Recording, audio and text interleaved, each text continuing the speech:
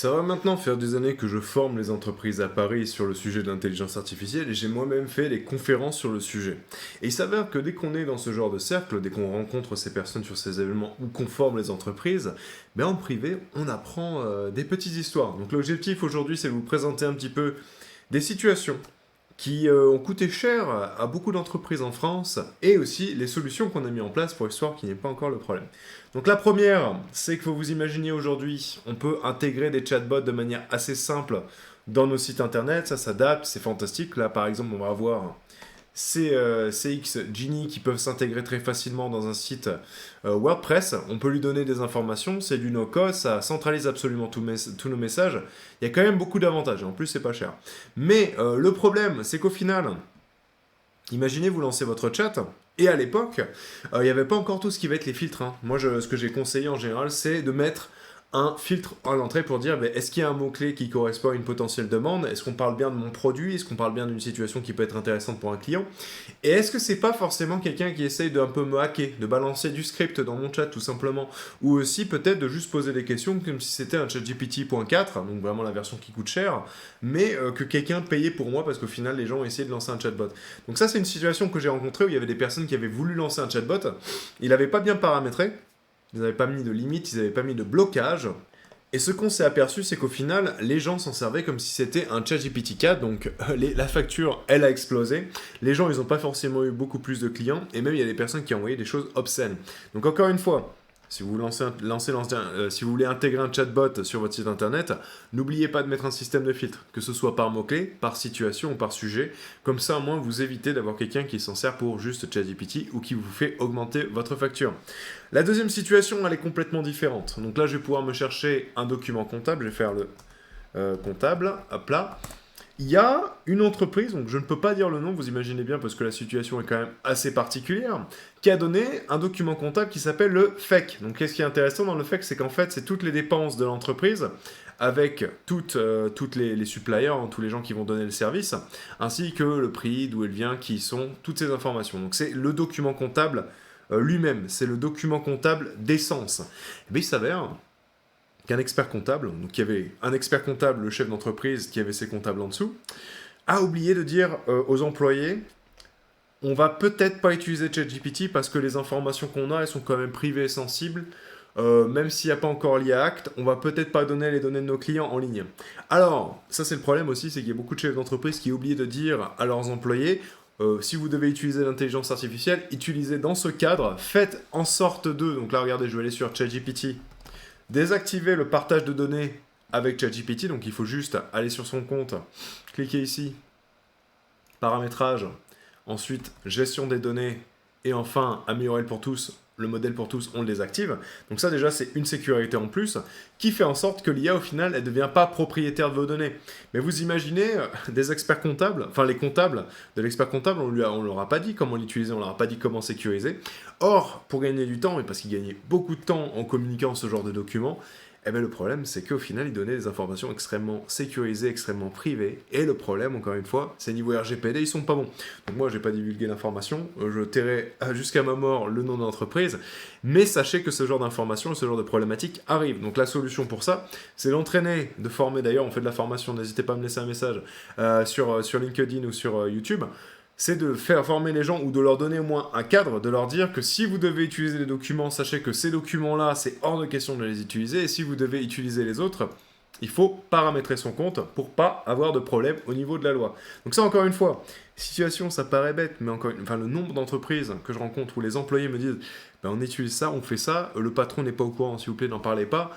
Sachez qu'au final, on nous a rien dit sur l'IA, je ne savais pas qu'il faut sécuriser. Donc sachez que voilà, vrai problème, on fait attention. Donc maintenant, on va parler d'IA excessive. Donc qu'est-ce que je veux dire par IA excessive? Donc ça peut aller un petit peu du bas niveau où on va avoir des outils comme Wallaxy qui vont être connectés à LinkedIn et envoyer des demandes de connexion ou des messages à tous les prospects que vous pouvez imaginer dans une certaine liste, mais de manière un petit peu excessive. Si on le pousse trop, toutes ces personnes vont recevoir, et au final, on va pouvoir les rendre un petit peu, les fatiguer au final. On énerve les gens par rapport à ça. Même moi, j'ai des outils comme ça, j'essaie de les limiter. Donc ça, c'est la première chose. L'IA excessive dans la communication et la prospection.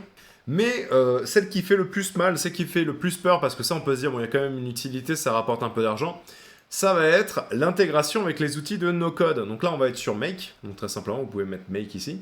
Et admettons, imaginez, je ne vais pas vous dire qu'une entreprise a fait ça. Imaginez pour chaque type d'email qui va avoir tel tag, vous allez lancer une intelligence artificielle qui va s'occuper avec un modèle un peu cher, pas trop, mais un peu cher, de vous faire un rapport ou de vous faire un élément ou de répondre à l'email. Admettons, on veut renvoyer l'email, donc là il faut que je retrouve reply à l'email. Je réponds à l'email grâce à l'IA. Et ensuite, je reprends une autre IA. Déjà, vous voyez où je veux en venir. Et cette fois, par contre, je vais l'intégrer dans une base de données. Donc là, il me faut pas database, il faut data table. C'est data table, sinon on va utiliser Google Sheet, c'est pas bien grave. Voilà, moi j'utilise Google Sheet. Écoutez, on va prendre Google Sheet. Et là, en fait, à chaque fois, on va rajouter un rapport ou des recommandations par rapport à l'échange qu'on a avec le client. Alors ça, c'est marrant. Ça paraît très utile. Ça, on a vraiment l'impression, quelque part, d'être développeur. On a l'impression de faire quelque chose. On fait de l'automatisation. C'est super. Or, le problème, c'est qu'au final, chaque interaction avec l'intelligence artificielle, ça coûte des sous. Donc là, ça va peut-être coûter 3 centimes ou 2 centimes, admettons, si on prend un modèle un peu moins cher. Et là, si c'est un modèle qui est assez intéressant, qui fait des recommandations, ça va coûter 3 centimes. Donc vous me diriez, 6 centimes, un échange, ça va. Mais admettons, vous en avez 10 000, 20 000 par mois, ou en une semaine, ou en 2 jours, ou même en un week-end, vous n'avez pas bien configuré votre email, donc votre trigger qui va faire en sorte que ça va activer toutes ces IA et tous ces éléments. Si vous l'avez mal paramétré, ça peut coûter très très cher. Parce que là, j'ai dit 3, 5, 6 centimes.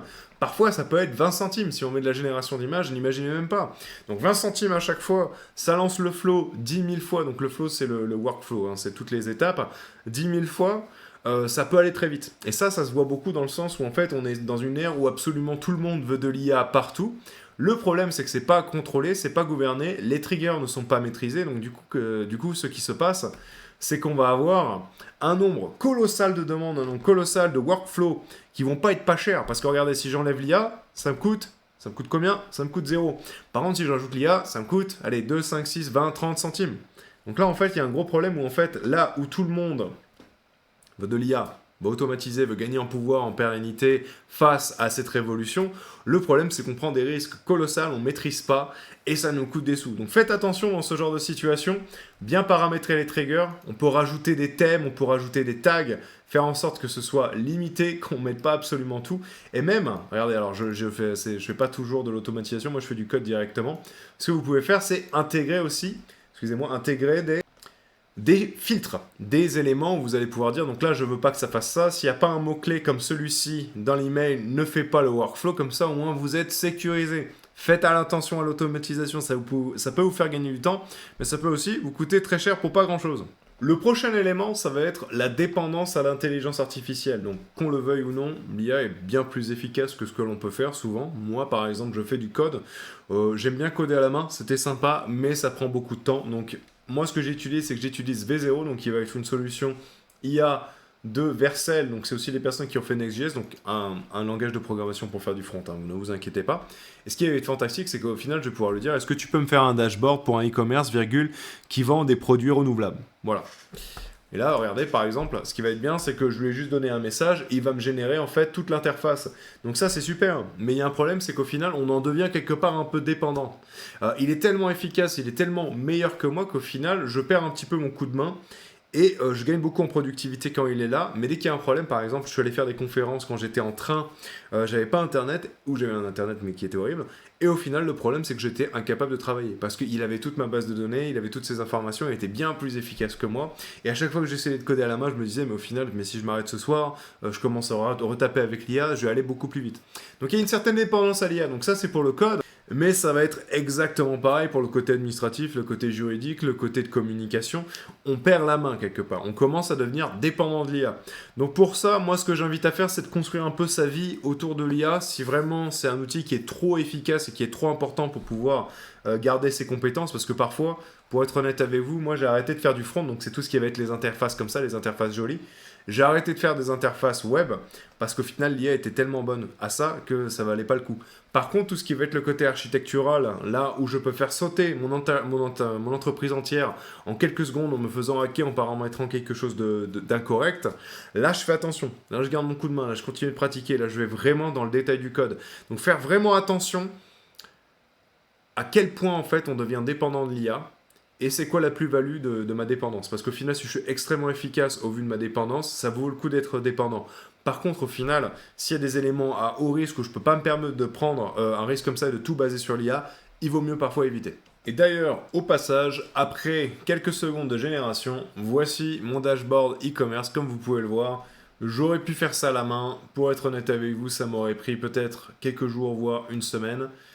Ça vaut pas le coup. Donc au final, l'IA, là, ça vaut largement le coup que j'en devienne dépendant parce qu'au final, elle fait bien meilleur un bien meilleur travail que moi. La prochaine erreur, ça va être d'utiliser ChatGPT comme si c'était Google. Donc, vous pensez que ça peut paraître bête, surtout ceux qui suivent un peu cette chaîne, mais le nombre de personnes que je rencontre qui utilisent ChatGPT comme si c'était Google, c'est assez impressionnant. C'est un bon segment de la population où ils vont se dire, est-ce que tu peux me trouver les meilleures statistiques sur le marché suisse pour tout ce qui va être la pénétration des produits renouvelables, type renouvelables alimentaires comme des assiettes en carton et tout ça.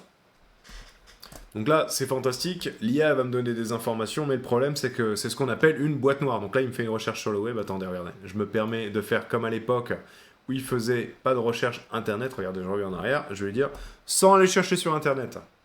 Parce que maintenant, il essaie de copier Perplexity, donc qui est un ChatGPT connecté à Internet, et c'est pas bon pour ma démonstration. D'ailleurs, c'est pas automatique qu'il a cherché sur Internet. Donc là, il va me donner des informations. Le problème, c'est que c'est ce qu'on appelle une boîte noire. Je sais pas d'où elles viennent, ces informations. Je sais pas si elles sont pertinentes. Je sais même pas si elles correspondent exactement à mon sujet. Certes, peut-être oui ou non.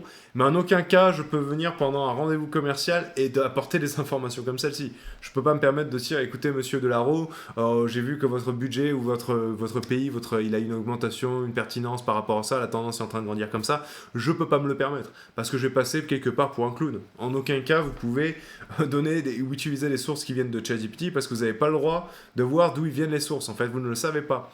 Par contre, si je vais sur Perplexity, et donc c'est ça vraiment l'idée, c'est d'utiliser un outil pour pouvoir parfaire cette faiblesse que ChatGPT va avoir, là, je vais avoir les sources. Donc, je lui pose exactement la même question, mais là, il va pouvoir me dire, j'ai utilisé telle source, j'ai réfléchi sur tel sujet, regardez, recherche, donc là, il est en train de me dire sur quoi il est en train de rechercher, et il a utilisé les sources, il a utilisé d'autres sources, il est en train de les lire, et là, je peux avoir mes sources. Et je vais avoir un droit de regard quelque part. Donc là, regardez, je vais pouvoir voir ici quelle source il a utilisé, d'accord, ici quelle source il a utilisé. En aucun cas, c'est une boîte noire. J'ai le droit à un accès et je sais quelle source il a utilisé pour pouvoir justifier sa réponse. Le problème, c'est qu'on a énormément de personnes, par exemple des personnes dans le juridique, qui vont utiliser ChatGPT avec leurs problématiques de leurs clients et essayer d'avoir un argument juridique qui fait sens. Ça va pas. D'ailleurs, ça me permet d'en parler. Perplexity, même pour les sujets juridiques, c'est pas suffisant. On a d'autres solutions pour ça. Par exemple, je vais dire, est-ce que tu pourrais me donner les codes pénaux qui vont s'appliquer pour tout ce qui va être l'escroquerie en entreprise, virgule, spécifiquement dans un meeting avec des informations qui ont été divulguées, et l'abus de confiance. Regardez, donc là, j'accepte. L'IA va pouvoir me trouver quelques éléments, des codes pénaux. Donc ça, c'est déjà très intéressant. Pour être honnête avec vous, le fait qu'il utilise Légifrance, encore une fois un autre site du gouvernement et un site d'avocat, ça me paraît très cohérent. C'est intéressant, mais moi si je suis dans un métier où j'ai pas le droit à l'erreur, comme un métier comme celui-ci, le métier d'avocat pénal, vous imaginez bien, encore une fois, Perplexity, c'est fantastique, mais ça va pas être suffisant. Donc ce que je vais faire, moi, c'est que je vais utiliser NotebookLM, qui va être la solution de Google, pour pouvoir faire du traitement de documents lourds, extrêmement lourds. Regardez par exemple, moi je vais avoir le code pénal qui va faire 2137 pages à peu près. Je vais pouvoir le sélectionner comme source et je vais lui poser exactement la même question. Alors j'ai laissé les statistiques suisses. Je reviens ici, je récupère, je vais dans NotebookLM, regardez, bam. Et là, cette fois, l'IA, à la place de me dire j'ai utilisé des articles de blog, j'ai utilisé Légifrance, il va me dire là, j'ai utilisé le code pénal et j'ai vraiment les informations. Regardez, là, il est en train de me lire le code pénal de 2137 pages. Et il va me trouver la section la plus parfaite pour pouvoir répondre à ma problématique. Donc, dès qu'on est dans un métier où le droit à l'erreur, c'est du 0%, en aucun cas, on a le droit de faire une erreur comme un avocat pénal, avoir des outils comme celui-ci sont bien plus efficaces que Perplexity. Lui, en fait, il ne s'amuse pas à transformer l'information, il la récupère ici, et ensuite il me la donne. Et c'est à moi de définir si l'information est pertinente ou pas.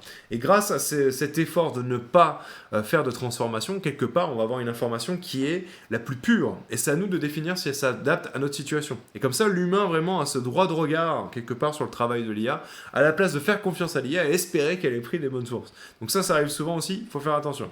Et tout ce que je viens de vous dire, bien sûr, ça ne s'applique pas que aux juristes, hein, en tant que directeur commercial, directeur marketing, PDG. Faire confiance à l'IA, spécifiquement de ChatGPT, pour avoir des informations pertinentes, pour augmenter votre pouvoir de négociation, votre argument commercial, c'est un très mauvais pari. Un très mauvais pari, encore une fois, parce que c'est une boîte noire et vous ne savez pas d'où vient l'information. Et si vous ne savez pas d'où vient l'information, la donner pendant un rendez-vous, j'ai payé, j'ai fait cette erreur. Ça vous fait passer pour un clown et le problème c'est que vous perdez des deals, votre image de marque tombe et votre réputation aussi va prendre un coup. Et le dernier cas, ça va être pour la création de contenu. Donc, il faut savoir qu'il y a beaucoup de personnes qui ont généré beaucoup d'articles de blog pour le SEO, pour être bien placés sur Google. Le problème, c'est que l'IA va générer des choses, mais Google n'est pas forcément heureux de ça. Donc regardez, par exemple, là, je vais lui dire, est-ce que tu pourrais me faire 10 articles de blog sur la thématique des électriciens et des intégrateurs de caméras de sécurité? Et en fait, il va me les générer, ces articles. Il va essayer. Mais le problème, c'est que l'IA, en fait, elle va avoir ce qu'on appelle un score d'effort, où en fait, elle va avoir 100 unités d'effort et elle va les diviser pour pouvoir répondre à notre problématique. Si je lui demande de me faire 10 articles, elle va diviser ces unités d'effort pour pouvoir répondre à ma problématique en segmentant tout ça. Et le problème, c'est qu'au final, la qualité globale va être bien plus basse, mais on aura une certaine quantité. Or, il s'avère qu'aujourd'hui, regardez, même là, il n'a pas réussi à le faire, et ça fait sens, c'est parce que je lui ai demandé 10 articles et ça paraît difficile d'en générer tout, enfin 10 à la fois.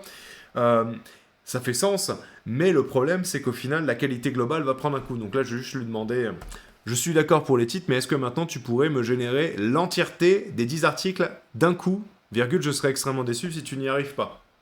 Là, je relance ma demande.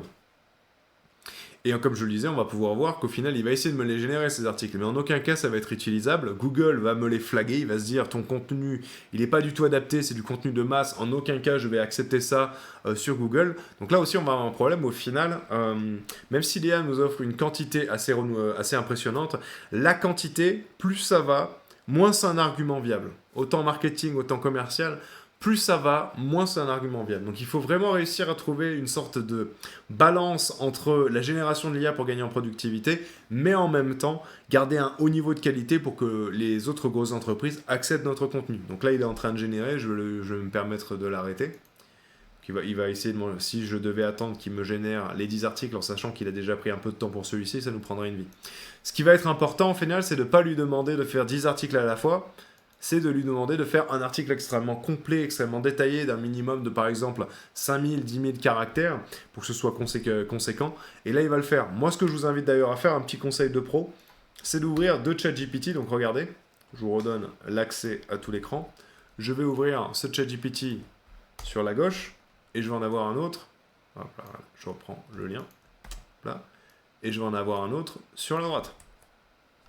Et au final, je vais pouvoir générer plusieurs articles à la fois. Avec le même message, avec un titre différent pour le sujet.